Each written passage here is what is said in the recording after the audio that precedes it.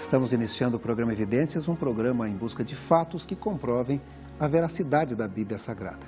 Se você quiser enviar um e-mail, evidências@novotempo.org.br. Vai ser um prazer atender você, atender a sua sugestão, alguma opinião que você tenha, alguma pergunta, alguma dúvida.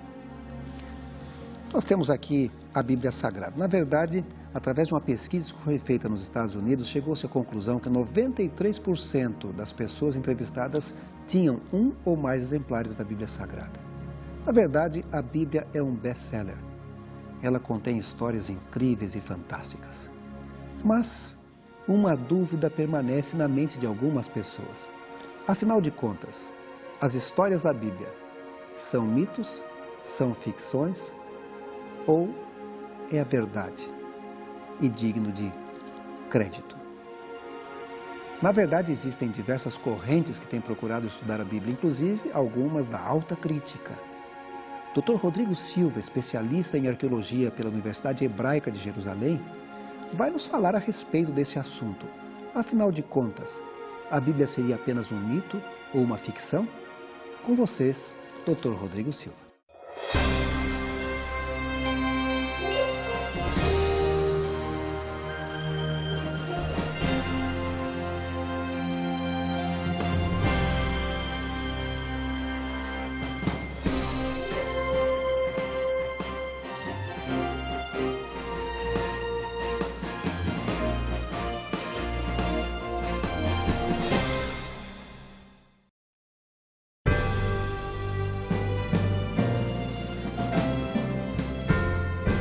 No mundo hoje existem cerca de 2 bilhões de pessoas que se identificam como cristãs, isto é, seguidoras de Jesus Cristo e, obviamente, crentes em sua palavra, a Bíblia Sagrada.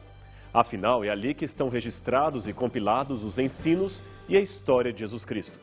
Mesmo que muitos divirjam entre si quanto à interpretação bíblica que se adote, ainda assim, a Bíblia continua sendo, ainda que teoricamente, a norma obrigatória de todos os que se dizem discípulos do homem de Nazaré.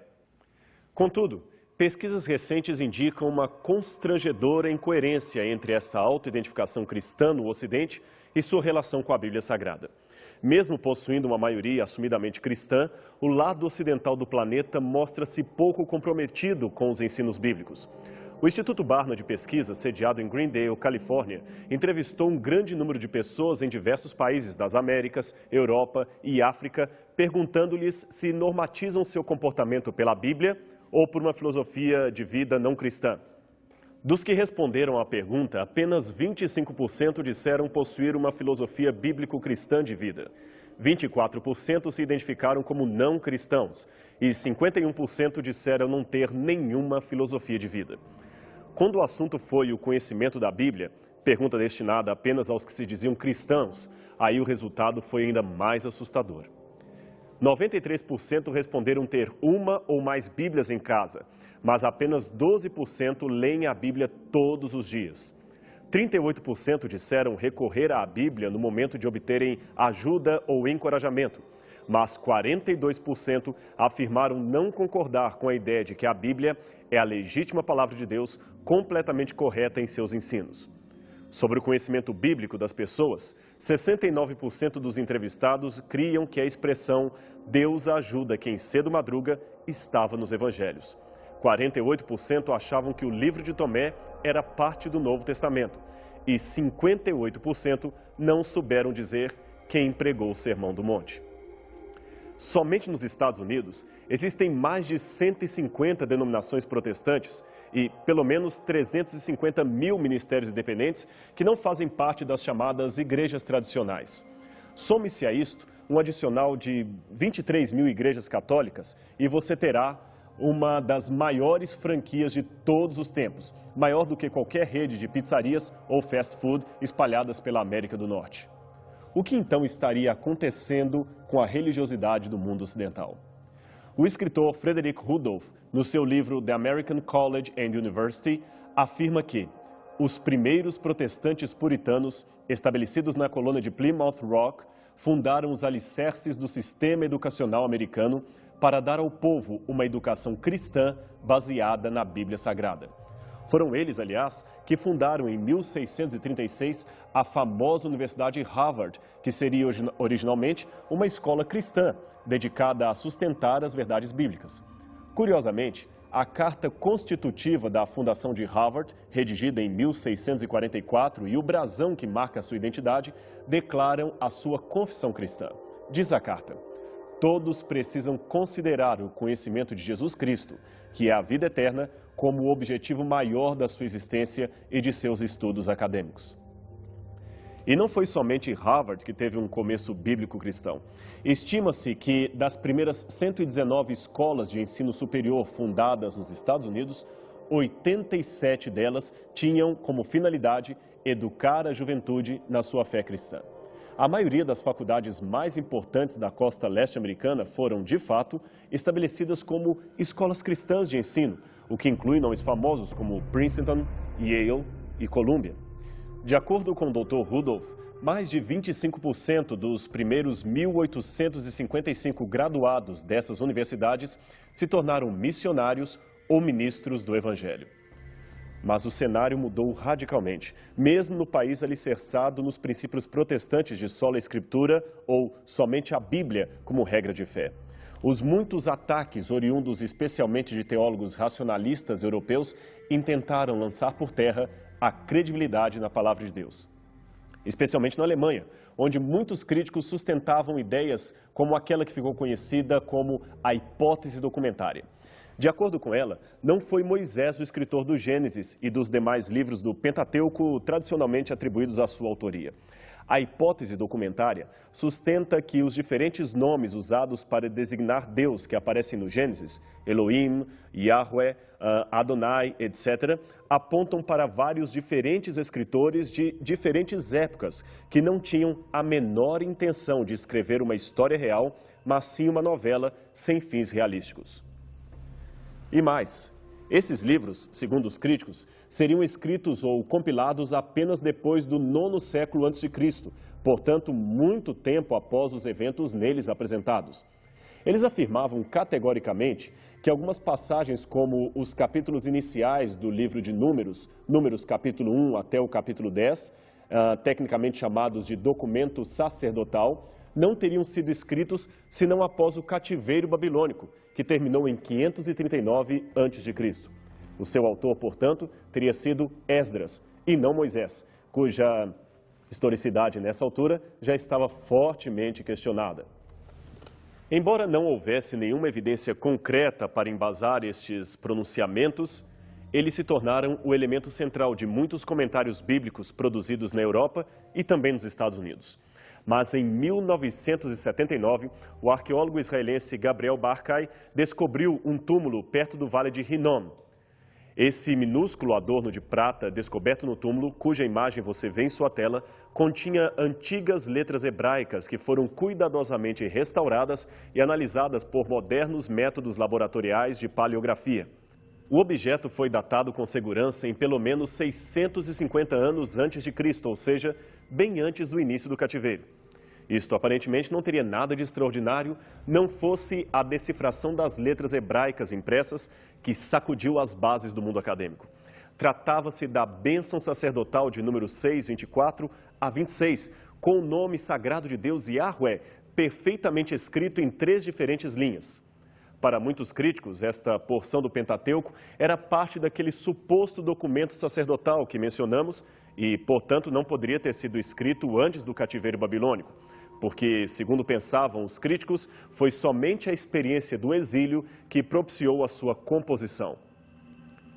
Mas, como se vê, bastou um pequeno adorno cunhado por um antigo e anônimo artesão para mostrar que, novamente, os críticos é que estavam errados. O amuleto era de uma época que os descendentes de Davi ainda estavam no poder. E a essa altura, isto é, no período do primeiro templo, o texto já era conhecido do povo. A hipótese documentária, é claro, foi obrigada a sofrer algumas revisões e até hoje é notória a falta de consenso entre os especialistas do método crítico sobre onde começam e terminam as tais fontes documentárias que se pressupõem estariam elencadas na compilação do Pentateuco. Pena que ainda insistem em manter o erro. Como bem concluiu Edward Mack, ex-professor do Union College da Virgínia, Estados Unidos, a variedade de opinião é tão grande na atualidade que não se pode mais falar em crítica, mas, em realidade, em críticas do Velho Testamento. A unidade dos críticos ainda é um sonho.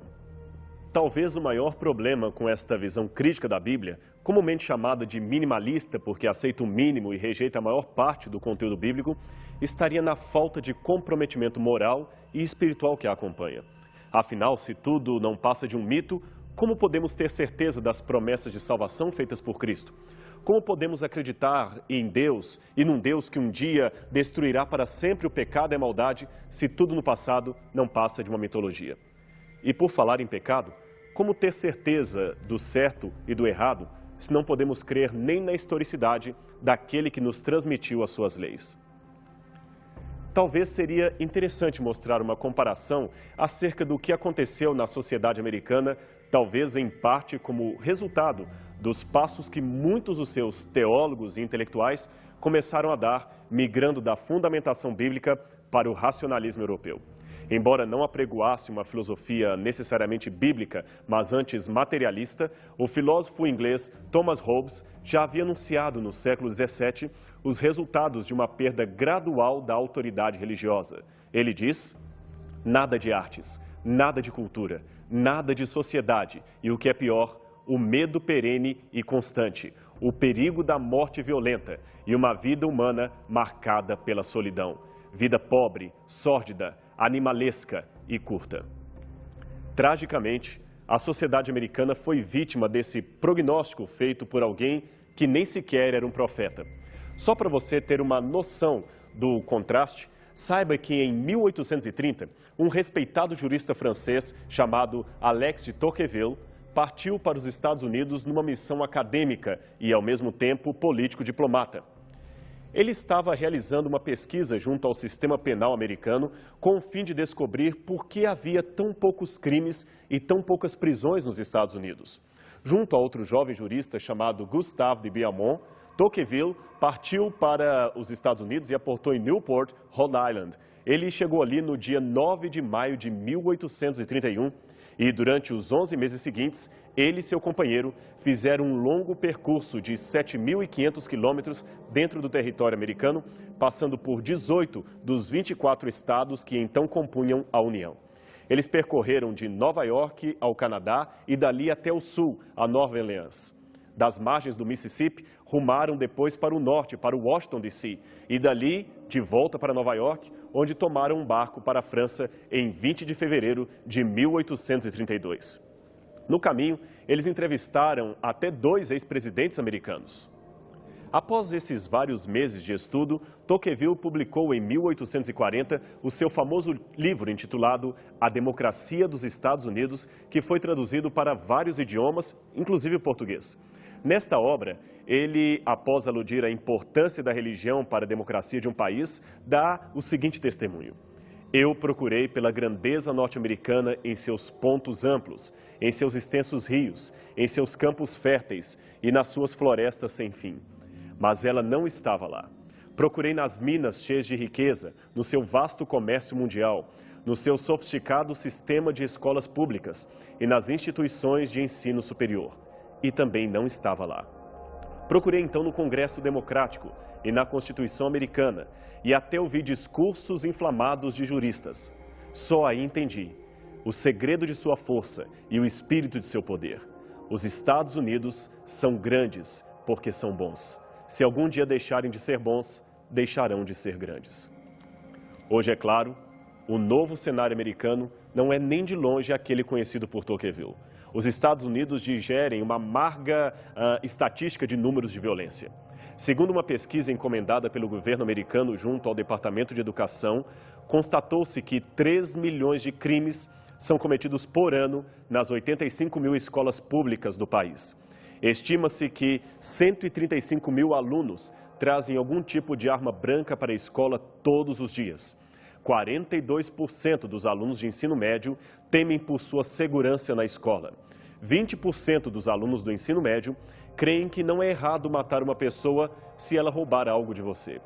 e 10% de todas as escolas americanas experimentam anualmente algum tipo de violência, como assassinato, disputa de gangues, suicídio, roubo, estupro, etc. Coincidência ou não, este cenário está paralelo à perda de fé de muitos líderes religiosos que teriam, teoricamente, a missão de conduzir suas ovelhas às verdades de Cristo.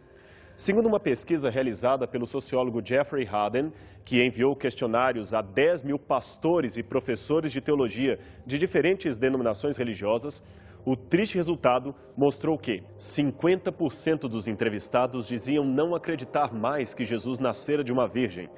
80% também responderam não diante da proposta de ser Jesus o legítimo Filho de Deus.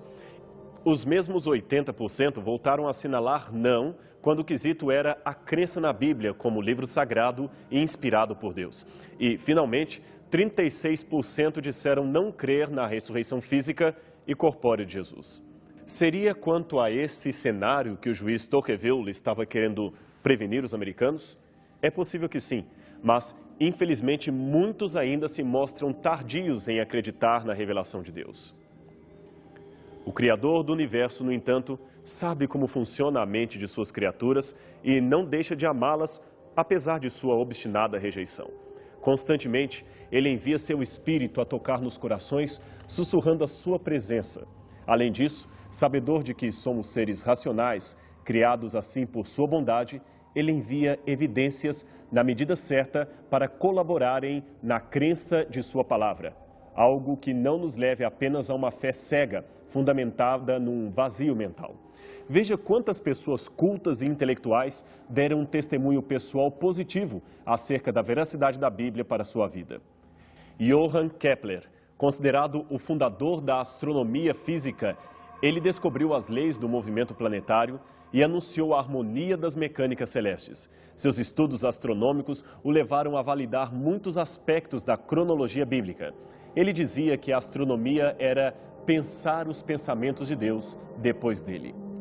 Francis Bacon, lorde e chanceler inglês, considerado por muitos o pai do moderno método científico e um dos fundadores da Academia Real de Londres. Ele disse: há 2 livros que devemos sempre estudar: as Escrituras, que nos previnem do erro e revelam a vontade de Deus, e a criação, que expressa o seu poder. Isaac Newton, famoso, entre outras coisas, por descobrir a lei da gravidade, era tão devoto das Escrituras que escreveu um comentário sobre as profecias de Daniel e Apocalipse. Ele disse: nós encontramos mais marcas da autenticidade da Bíblia do que da história secular. Louis Pasteur, um dos maiores nomes da história da medicina e da microbiologia. Graças aos seus experimentos, temos hoje os processos de esterilização e pasteurização dos alimentos. Ele dizia: quanto mais conheço a Bíblia, mais minha fé aumenta. Wernher von Braun, um dos mais famosos cientistas, PhD da Universidade de Berlim, ele foi um dos maiores especialistas em projeção e lançamento de foguetes da NASA.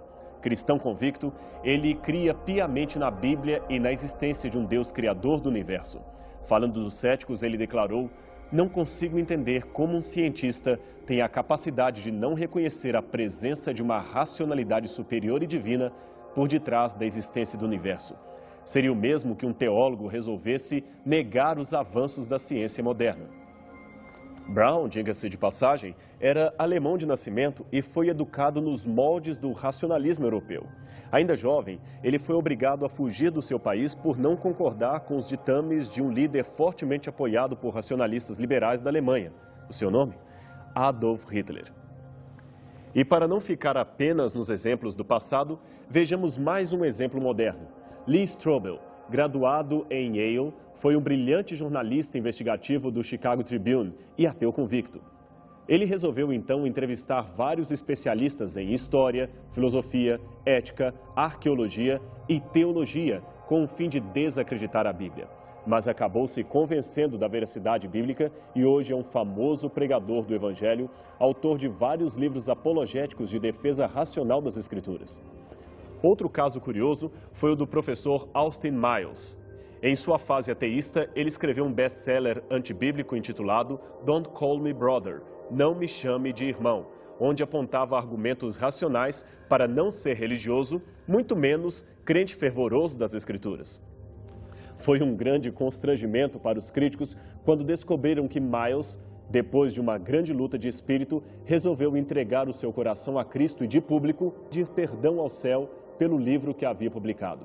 Hoje ele mesmo prega o Evangelho para pessoas céticas, como ele mesmo foi um dia. E como não podia deixar de ser, vamos finalizar a nossa lista de testemunhos a favor da Bíblia com a palavra de 3 dos mais reconhecidos arqueólogos do século XX, a começar de Sir William Ramsay, tornado cavaleiro pela rainha da Inglaterra graças aos seus muitos trabalhos acadêmicos na área da arqueologia romana e história da Ásia.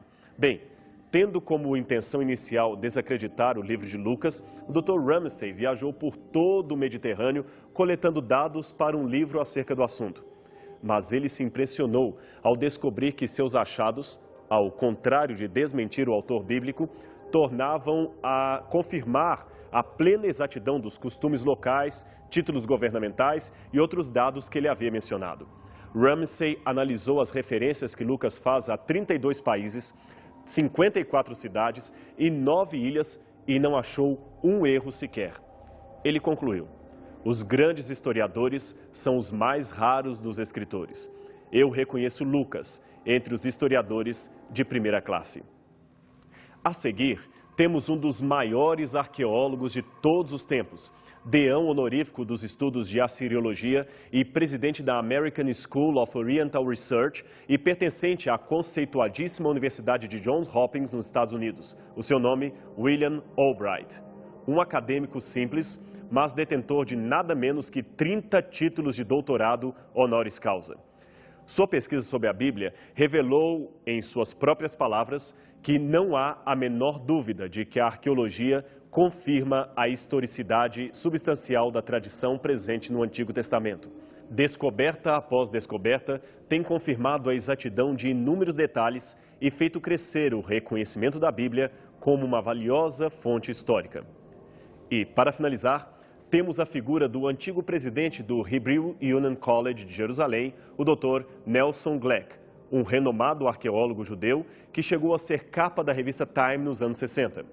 Depois de participar de vários sítios arqueológicos em Israel e colecionar em seu currículo uma lista de dezenas de livros e artigos técnicos sobre arqueologia, ele declarou: pode-se afirmar categoricamente que nenhuma descoberta arqueológica jamais tem desmentido uma referência bíblica. É triste que muitas vezes a mídia, ao apresentar matérias sobre a Bíblia, não divulga ao público esse tipo de informação que dá testemunho e crédito à história relatada no livro sagrado. Antes, prefere entrevistar alguns descrentes, fazendo supor que nenhum acadêmico sério acreditaria na historicidade das Escrituras. Mas, como você pôde ver neste programa, não é só de críticos e céticos que vive o mundo acadêmico. Há muita gente conceituada que, em meio a pesquisas e anotações, apenas tem aumentado a sua fé na providência de um Deus que é tão presente, que quase dá para tocá-lo. Seus sentidos acadêmicos, sua inteligência e racionalidade não os pôde privar da certeza do amor e da existência de Deus. Mas por que muitos ainda duvidam? Bem, no passado perguntaram a mesma coisa ao escritor Victor Hugo. Sabe o que ele respondeu? Alguns homens de fato negam o Deus infinito. Alguns também negam o sol. São cegos. E não pense que aqui a referência seja a cegos físicos que querem enxergar, mas não podem por uma deficiência ocular que está acima da sua vontade. Não, não é desses cegos que Victor Hugo está falando, mas daqueles que, embora tendo todas as faculdades visuais bem conservadas, insistem em ficar nas trevas. Eles não são cegos por falta de opção, eles preferem o escuro e por isso não enxergam a beleza do sol da justiça, que um dia trouxe a salvação em seus raios. E você? Quer se curar da cegueira espiritual e intelectual e enxergar pela fé a veracidade de Deus? Basta pedir-lhe e Ele lhe dará o colírio do céu. Você verá a ação de Deus na história e contemplará o grande amor de Deus agindo na sua vida.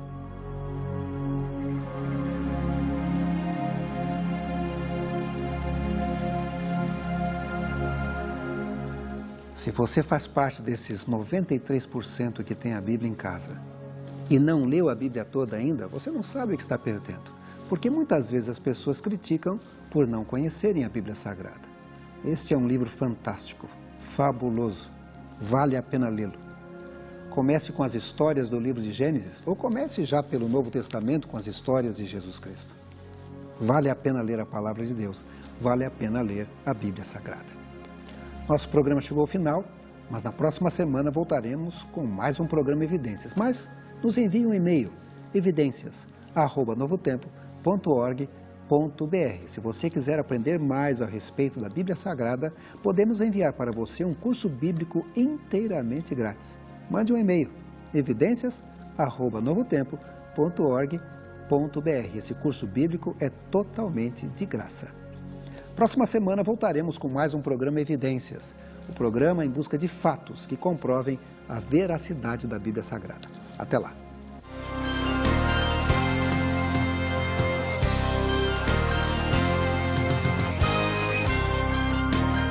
Este programa tem o apoio cultural do NASP, Centro Universitário Adventista de São Paulo, em parceria com a Novo Tempo.